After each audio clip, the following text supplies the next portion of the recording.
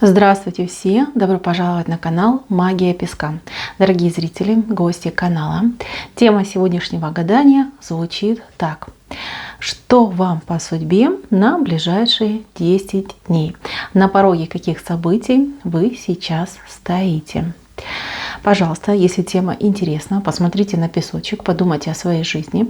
Мысленно, либо вслух задайте такой вопрос. Что мне по судьбе на ближайшие 10 дней? На пороге каких событий я стою? Надеюсь, вы настроились. Я убираю Назар. Прошу высшие силы дать мне возможность ответить на все ваши вопросы и послать для вас только самую важную, самую нужную и самую полезную информацию. Давайте же посмотрим, что вам по судьбе на ближайшие 10 дней. Так, знаете, событий много вышло. Возможно, много людей меня посмотрят. Но самый главный рисунок, который просто вот прям глаз упал на него, вот он здесь наверху. Вот если видите, здесь образ человека между двух лун. Это очень хороший знак. Это знак судьбы и знак очень серьезной перемены в судьбе. Прям такой, знаете, резкий поворот, возможность, шанс, дар, удача, вот как ни назови, понимаете, вот вам улыбнется. Причем вам это все посылается свыше, от высших сил, от Вселенной, от Создателя. Вам выпадает действительно прекрасный шанс, прекрасная возможность на то, чтобы осуществить очень серьезную перемену в своей судьбе и в своей жизни. Пожалуйста, не упустите. Такие шансы, такие возможности выпадают крайне редко. Кто смотрит мои отсыпочки постоянно, знает, что такие знаки тоже крайне редко выходят. Так что, мои милые, имейте в виду, что вот прям судьбоносный момент в вашей жизни настанет именно в эти 10 дней. Момент истинный. У кого-то прям в прямом смысле слова выигрыш в лотерею, прекрасное предложение по работе, прекрасное предложение, там, я не знаю, купить, продать что-то, переехать, создать встречи, знакомства. У кого-то будет предложение руки и сердца. Прекраснейший знак. Прям пусть поскорее исполнится и пусть только принесет самые лучшие положительные и радостные эмоции для вас. Буду теперь я читать по порядку. Начну я с самого низа, и внизу сразу у нас идет картинка борьбы. Два человека, которые борются. Борются они либо вдвоем, либо с третьим. А здесь, смотрите, вам придется что-то доказывать, что-то прояснять, выяснять. Главное, не упустите возможность все это действительно выяснить.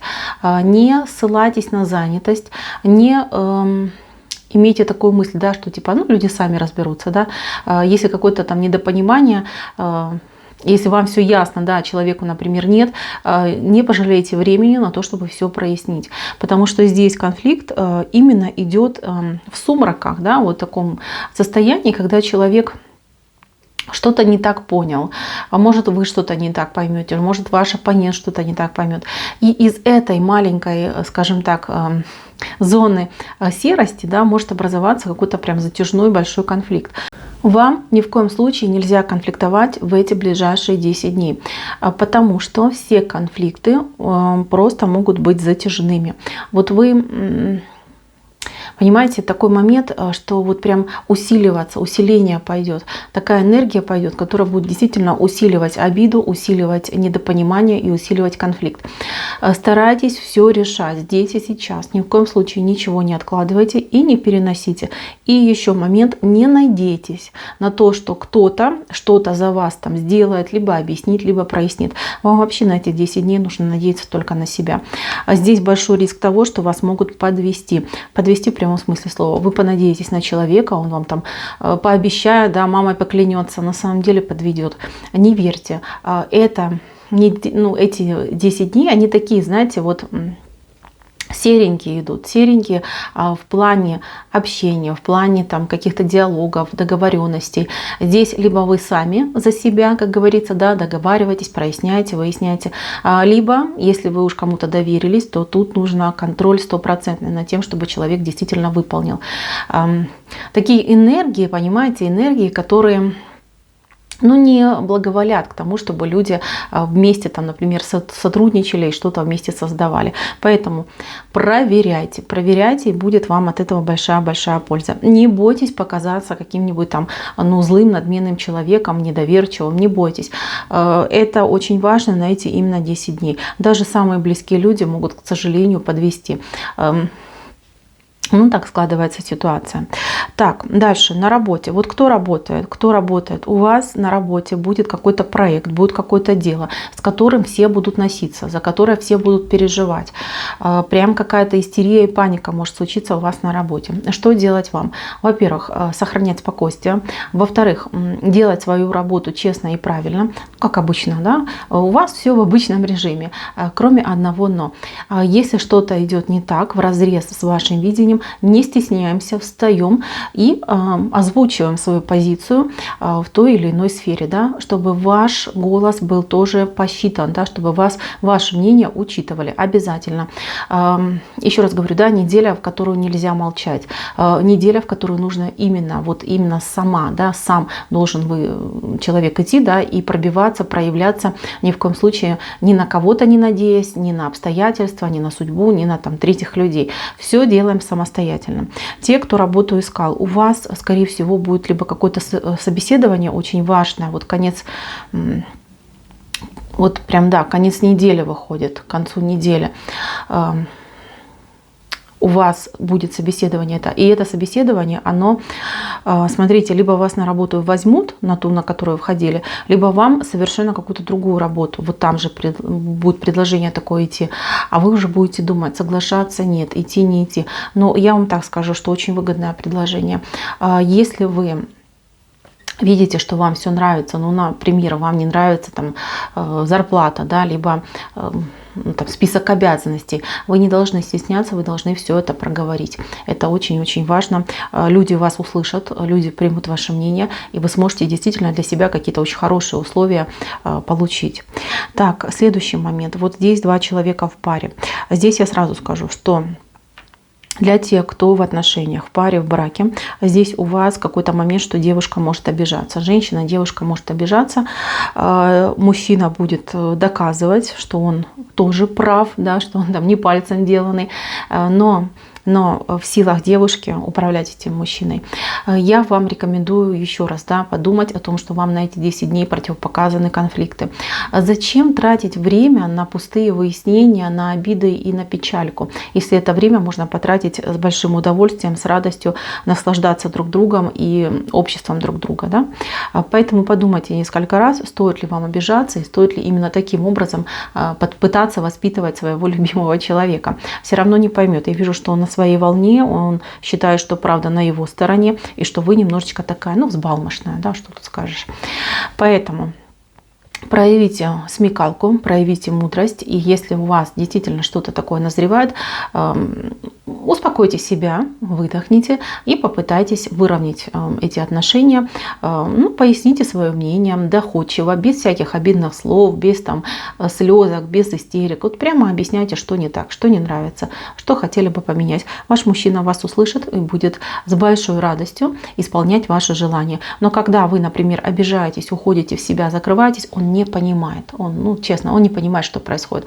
Ну, в лучшем случае считает, что у вас, извините за откровенность, да, там, ПМС.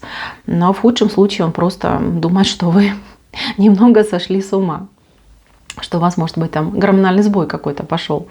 Вот, так что, девочки, в ваших силах иметь в семье спокойствие, мир и любовь. Это все зависит от вас. Для тех, кто в поисках, здесь, ну, пара, понимаете, пара, здесь вы начнете с кем-то общаться, встречаться, эти отношения будут под вопросом, под очень большим вопросом и с одной стороны, и с другой стороны. Но мужчина настроен на серьезку, чтобы вот именно общаться, развиваться. Он побаивается показывать себя во всей красе, да, там, боится перегнуть палку, чтобы там не посчитали его хвастуном, либо наоборот, чтобы не посчитали, что он какой-то наглый, что он там озабоченный. То есть мужчина будет вести себя крайне странно, он будет сдержан, он будет холодный и будет такой немножечко отстраненный.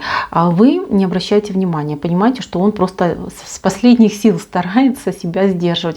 Вы ему очень нравитесь. Что касается мужчин, если мужчина меня смотрит, то здесь, пожалуйста, не ведите себя наигранно, ведите себя натурально. Если девушка будет требовать от вас, понятно, да, там, чтобы вы там излишней там скромностью обладали, либо какой-то, я не знаю, там, умением там полностью себя контролировать и держать, но, извините, тогда что-то не так с этой девушкой.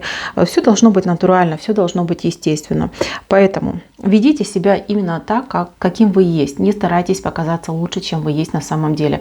У вас это, к сожалению, не получится, а получится, например, совершенно другой эффект, противоположный. Поэтому будьте естественный. Здесь я вижу разговоры, здесь вот прям свидания будут, свидания, встречи, причем очень такие милые, романтичные. Главное, чтобы мужчина все не испортил. Ну и девушка, да, чтобы правильно реагировала, понимала, что мужчина крайне в стеснительном положении из-за того, что переживает. Вы ему очень-очень нравитесь. Так.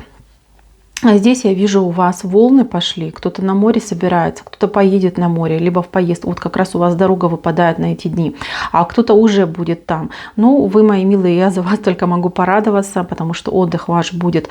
Почему-то вот идет как мало, да, вот кажется, мало отдыхаю, очень вам понравится, в этот отдых заслужили, вы его действительно выстрадали, вот прям какой-то выстраданный отдых идет. Наслаждайтесь, наслаждайтесь, ни за что не переживайте.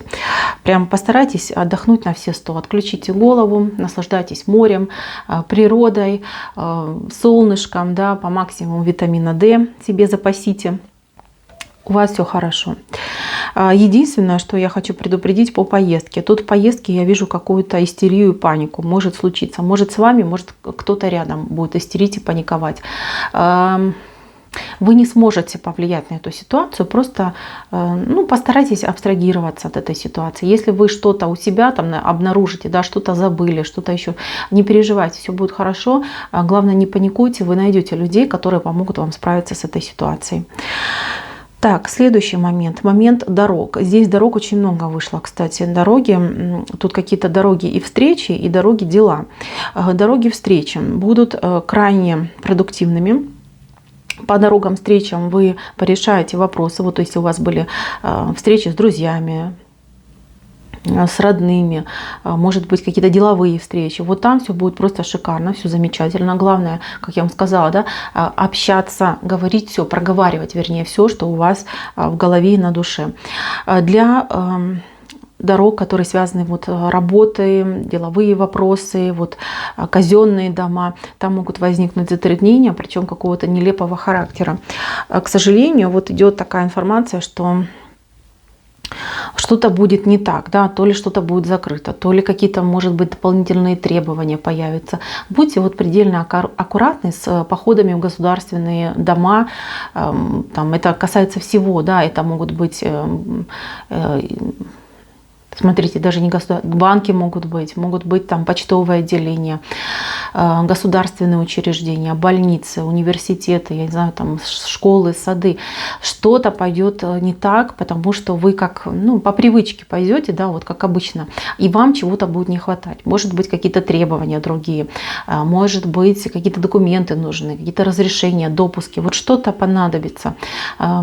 Берегите свои ножки, чтобы вам несколько раз не пришлось ходить. Заранее, до момента выхода, например, из дома, либо за день до намеченного визита, не поленитесь, дозвонитесь и узнайте, не поменялся ли порядок, там, например, приема, либо подачи документов. Вот, просто проговорите эту тему, чтобы вы были готовы. Так, еще я вижу людей, которые вот прям какая-то, не знаю, то ли это какая-то очередь, люди как будто бы друг за другом стоят. Вот зачем-то очередь будет. Вам эта очередь испортит настроение. Если вы куда-то попадете, где нужно будет стоять в очереди, лучше уходите. Потому что в этой очереди вы испортите себе настроение, вы будете потом себя чувствовать, вас просто там выпьют, вот энергетически вас выпьют. Там, знаете, будет такое состояние, вот много людей, они все зачем-то стоят, и у них очень много гнева. Вот гнев прям присутствует, такое негодование. И вот все говорят, и вот обсуждают, и вот такая, знаете, вот, ну как грязная такая вот прям змейка идет, да, из людей. Все негативят. А вы человек, вот кто зашел на эту цыпочку, вы человек очень добрый, светлый человек. И вы, знаете, там наслушаетесь таких гадостей, что вы просто энергетически обеднеете. Вот вы выйдете после этой очереди, и будет казаться, что вас просто выжали, да, выжали, ни капельки у вас сил не осталось. Также, кстати, берегитесь, вот я вижу, что у вас может быть действительно как состояние выжатого лимона.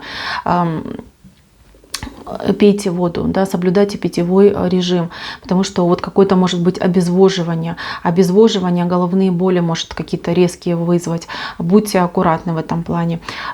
Прям берегите себя, с собой ходите, бутылочку воды обязательно носите. Если на улицу, дома то же самое. Девочки, мальчики, не забывайте пить, не забывайте. Вот прям обезвоживание идет от этого песка, он прям, ну очень прям сухо идет. Главное, чтобы у вас после этого обезвоживания никаких там неприятных моментов не возникло. Так, еще по поводу транспорта. Транспорт здесь вышел, здесь вышла, вот я не знаю, какая-то... У кого, смотрите, маленькие дети, и кто передвигается на автомобиле, прям у вас дорога вот идет день, среда, да, средний день, среда, средний. Смотрите, у вас в этот день будет какая-то дорога, но вы что-то поедете, как обычно, а попадете в большую пробку. И детки могут капризничать, понимаете? Если вы узнали себя и знаете, что вам нужно именно вот посреди недели, либо в среду ехать куда-то с детками на машине, либо выбирайте другой маршрут, непривычный вам, а другой. Пусть он займет больше времени, да, либо там по километрам больше уйдет, но не едьте привычной дорогой, потому что там что-то случится на дороге, вы будете стоять, просто день потеряете, нервы потеряете, детки ваши будут прям, ну как истерика, ну буду говорить как есть, да, может истерика случится, будьте в этом плане аккуратны. Так, еще ждите гостей. Вот у кого-то идут гости к выходным дням, на выходные дни гости прям свалятся на голову вам. Да, будет предупреждение, но они как-то резко, да, вот там буквально пятница вечер вам звонят, говорят, хотим в гости, да, потом вот прям приходят, и причем в количестве больше, чем было заявлено. Вот прям либо подготовьтесь, либо себя морально к этому делу настройте, потому что я вижу, что будет такое вот негодование у вас в семье, либо вы будете из-за этого вот как-то расстраиваться, что вот так спонтанно, да, спонтанно завалились и ведут себя как, ну, не гости, да, как у себя дома. Либо ваш, например, партнер, муж, мама, вот кто-то будет переживать, что не нравится, да, вот не понравится такое поведение ваших гостей, и могут из-за этого тоже быть какие-то спорные, конфликтные моменты. Так, еще очень важный момент, который я хочу отметить. Очень важный, это момент того, что у вас будет какая-то встреча с человеком странного вида. Это человек взрослый, возрастной.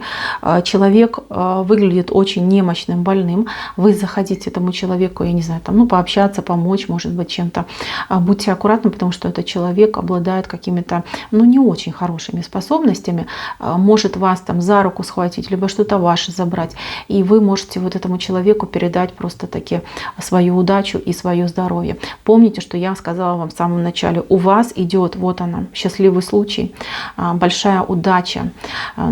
Колесо фортуны смотрит на вас и улыбается. Что тут скажешь, мои дорогие? А вот тот человек, он обладает способностями, он вас вычислит из толпы людей и к вам прям пойдет, потому что такие люди, они живут тем, что они крадут у других людей и удачу, и счастье. Прям старайтесь подальше держаться от пожилых людей. Не сочтите меня какой-нибудь странной, сумасшедшей, да, но вам эта рекомендация идет именно на 10 дней, с 1 по 10 июля.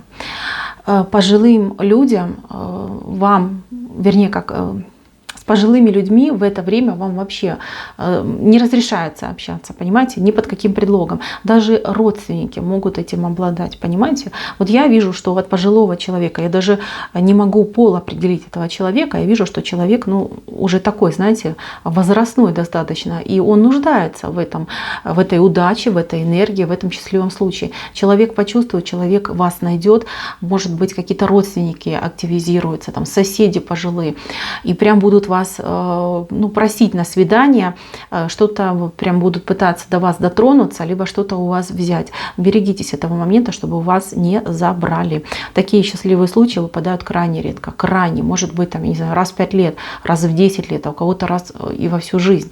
Поэтому берегите вот эту удачу, берегите этот шанс и используйте его правильно.